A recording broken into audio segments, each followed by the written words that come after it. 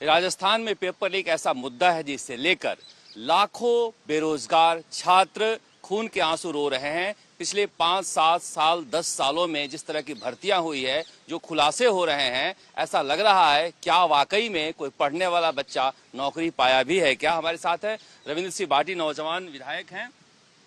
भाटी जी, जिस तरह से पेपर लीक की खबरें आती हैं, कुछ बचा भी है क्या राजस्थान में? कुछ नहीं बचा सर।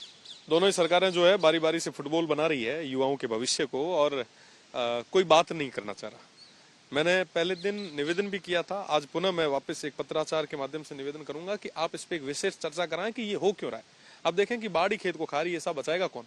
आज वो युवा जो गांव से निकलता है, बड़ी मुश्किल से यहाँ पे आके एक कमरा किराए पे लेके बड़ी महंगी कोचिंग इंस्टीट्यूट में कोचिंग लेता है, और आखिर में उसको पता चलता है कि साहब पेपर लीक हो गया। अरे चलो पेपर लीक नहीं भी हुआ तो सिस्टम के अंदर बैठे हुए लोग ओएमआर सीट के अंदर बड़ा वो कर लेते हैं।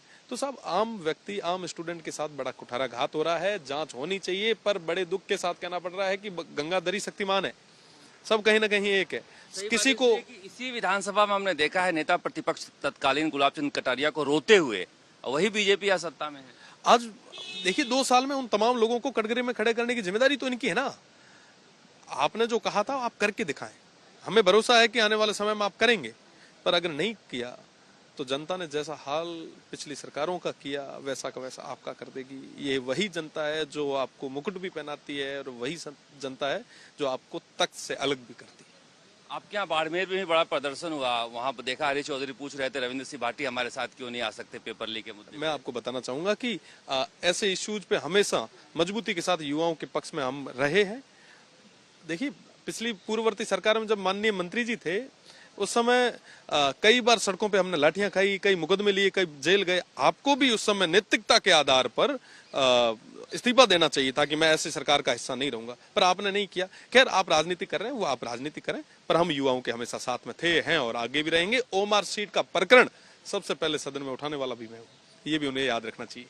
कैसे दबाव बने सरकार पर? युवा जो है वो परीक्षा की तैयारी में भी लगे हुए हैं, कैसे दबाव बने सरकार पर? क्या सिस्टम हो कि जांच हो?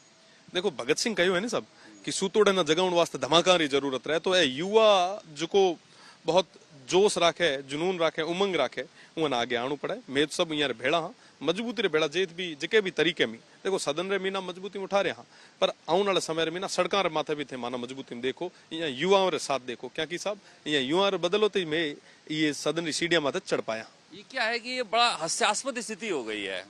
पहले बीजेपी वाले कह रहे थे कि सीबीआई जांच हो गया, मगरमच्छ अंदर जाने चाहिए। अब कांग्रेसी कह रहे हैं सीबीआई जांच होनी है, मगरमच्छ अंदर जाने चाहिए। करे कौन? अब बताइए कि ये मगरमच्छ है कौन? ये सबसे बड़ा सवाल है कि ये मगरमच्छ है कौन। ये मगरमच्छ किसके पाले हुए हैं, ये किसके साथ हैं? ये मिली जुली सरकारें हैं, बातें इस तरीके से होती है। ये जनता भी जानती है, आप भी जानते हैं, मैं भी जानता हूँ कि तमाम लोग कहीं ना कहीं आपस में देखिए जनता को गुमराह कर रहे हैं। इनको कोई मतलब नहीं है। युवाओं के फ्यूचर के साथ खिलवाड़ करके ये अपनी राजनीतिक रोटियां सारी लोग सेक रहे हैं। कोई बात करने, सब स्टैंड लो ना। 2 साल हुए हैं, ऊपर नीचे डबल इंजन की सरकार है, धुआं दो ठोको अंदर सबको, क्या दिक्कत है? पर साहब उसके लिए भी जोर चाहिए। प्रधानमंत्री मोदी जी कह गए कि भ्रष्टाचार की जांच कराएंगे, और ईडी जो चार्जशीट फाइल की है उसे देने में डर रही है पब्लिक को। वही तो बात है, वही स्थितियां। ये तो एक इश्यू है, ऐसे 100 इश्यू रोज हम हाउस में बैठ के सुनते हैं। आप करिए ना साहब। आपको मतलब आप देखें कि पूर्ववर्ती सरकार को इसलिए हटाया गया क्योंकि उन्होंने पेपर लीक किए, युवाओं के फ्यूचर के साथ में, उनके भविष्य के साथ में बड़ा खिलवाड़ किया, और आप पे एक बड़ी जिम्मेदारी सौंपी कि आप तमाम उन मगरमच्छों को जेल में डालें। 2 साल निकल गए साहब, अब ढलान का दौर है, कब करोगे? जनता जवाब मांग रही है। वो युवा वही है, और वही जैन जी जो आने वाले समय में आपको वोट की चोट के साथ में वो तमाम चीजें दिखाएंगे। मैं स्पष्ट कहना चाहूंगा कि दोनों ही सरकारें युवाओं के भविष्य के साथ पूरे तरीके से खिलवाड़ कर रही। कोई उनके लिए बात नहीं करना चाह रहा साहब। सबको अपनी अपनी राजनीतिक रोटियां सेकनी, सब अपनी अपनी राजनीतिक रोटियां सेक रहे हैं। क्या आप कहें कि हम क्या आप उनके लिए विधानसभा में उनके हित की उठा सकते हैं? सबसे बड़ी चीज है कि एम्प्लॉयमेंट ज्यादा से ज्यादा हम कैसे जनरेट करें, इसको लेके अभी तक यूथ पॉलिसी आप लाए, मैं स्वागत करता हूँ। सबसे पहले मांग ही मैंने की थी यूथ पॉलिसी की, क्योंकि स्पष्ट होना चाहिए कि कैलेंडर तो हो कि भैया कितने लोगों को कहां कहां देंगे, और उसमें से भी जो वंचित रहेंगे तो उनके लिए हमने क्या सोचा है, उन बेरोजगारों के लिए क्या करेंगे। मैं तमाम युवा साथियों से निवेदन करूंगा कि अपनी लड़ाई हम सभी को मिलकर लड़नी होगी, और आम व्यक्ति जो आज ग्रामीण परिवेश का है, जो जयपुर तक आके अपनी बात को नहीं रख पा रहा है, उनकी बात को रखने का काम हम लोग करेंगे। साहब, उन लोगों ने हमें जिम्मेदारी दी है, हम मजबूती के साथ करेंगे।